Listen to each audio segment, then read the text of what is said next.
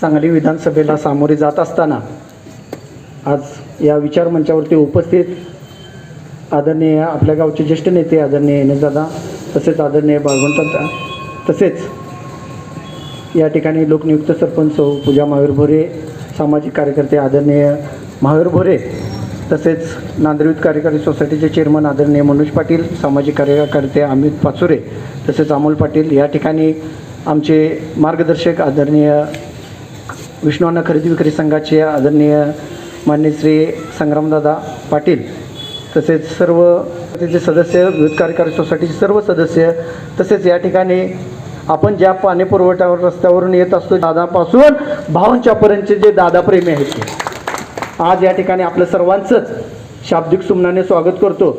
वास्तविक या निवडणुकीला सामोरं जात असताना भाजपची लोक काय म्हणून मतदान मागतात हेच मला कळेना झाले. कारण देश उद्योगपतीच्या दावणीला बांधला म्हणून मतदान मागता, का बेरोजगारी वाढली म्हणून मतदान मागता, का महाराष्ट्राचे उद्योगधंदे गुजरातला नेलं म्हणून मतदान मागता, का महागाईचा भस्मासूर झाला म्हणून मतदान मागता. जर आपल्यावरती प्रत्येक वेळी हा भ्रष्टाचाराचा आरोप करणारे माणसांना मांडीला मांडी लावून तुम्ही बसता आणि तेच जर महाविकास आघाडीचं असल्यानंतर त्याच्यावर तुम्ही आरोप करता, ह्या गोष्टीचं आपण स्वतः आत्मपरीक्षण प्रत्येकानं केलं पाहिजे.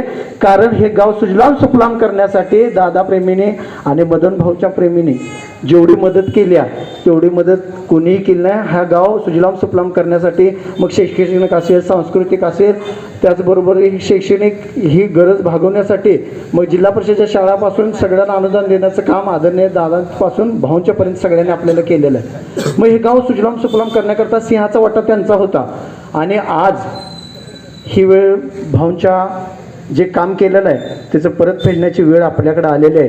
कारण हे काँग्रेसचे जे प्रवक्ते या ठिकाणी येतात तिकीट देण्यासाठी, काय नियमावली बघतात त्यांनाच काय कळत नसेल. कारण प्रत्येक वेळी आज जर पाहिलं तर आणि विशालदादांच्यावरती अन्याय झाला, त्याचबरोबर आज वहिनीसाहेबांच्यावर अन्याय झाला, त्यांचं जन्मत तपासणं नाही, काही नाही, आणि प्रवक्ते येतात आणि काय नियमावली लावून कुठेतरी तिकीट देऊन जातात. ज्यांचं जनमत नसेल त्या ठिकाणी तिकीट दिलं जातं. मित्रांनो, आज आपल्याला ही वेळ महत्त्वाची आहे आणि 8 नंबरला आदरणीय वहिनीसाहेबांचं चिन्ह आहे आणि ती कोहिनूर हिरा. आता तर पाहिलं तर कितीपर्यंत राजकारण घसरू शकते तुम्हाला लक्षात आलं की जयश्री पाटील नावाच्या 2 आणि व्यक्ती उभा केलेल्या आहेत. म्हणजे हे आपल्याला लक्षात घेतलं पाहिजे. आणि ह्यांना जर वहिनीसाहेबांची भीती नसेल तर केंद्रीय मंत्रिमंडळ सगळं सांगलीत यायला लागले. म्हणजे भीती असल्याशिवाय तर त्यांच्या पायाखालची वाळू सरकलेले आहे. हे जे काय आपल्याला ज्या खोट्या बातम्या पसरवल्या जातात त्याला बळी न पडता आपण तळागाळामध्ये काम करणारी माणसं आहेत. तन मन धनाने आपण तिथं या ठिकाणी वेळ पैसा सगळा जो काय खर्च करायला लागतोय त्या पद्धतीने आपण तन मन धनाने आपण काम करूया आणि आपला कोहिनूर हिरा प्रत्येक घरात पोचवूया. ज्या पद्धतीनं विशालदादांचं काम आपण प्रत्येक डोअर टू डोअर केलं त्या पद्धतीनं आपण या ठिकाणी काम करायचं आहे आणि कोहिनूर हिरा आज जास्तीत जास्त मतदारांनी या ठिकाणी निवडून आणू, हीच आपण या ठिकाणी आपण सर्वजण मिळून शपथ घेऊ.